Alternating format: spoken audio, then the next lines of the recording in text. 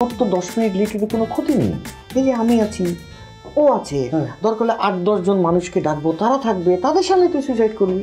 তুমি তো গুলাই ফেলবা, গুলাই ফেলবা, তুমি গুলাই ফেলবা বলে কি আমার সুইসাইড স্টপ থাকবে না?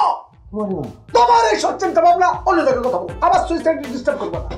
আমার সুইসাইড কেন করবি কবি? তো না না না, কথা আছে, মানে এত উত্তেজিত হওয়ার কিছু নয়, রাগারাগি করছিস এর জন্য। মানে বাসন, বাংলাদেশ হচ্ছে একটা লেট লতিফ দেশ, ঠিক আছে?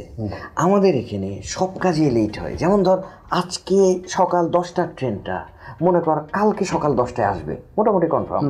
এই যে বাসে, ট্রেনে, রাস্তায়, জ্যামে আমাদের সব সময় লেট হচ্ছে। অফিসে আমরা 10-25 মিনিট করে দেরি করে যাচ্ছি, তাই না? তাতে দেশের ক্ষতি হচ্ছে, আমাদের কোনো কিছু বোধই হচ্ছে না।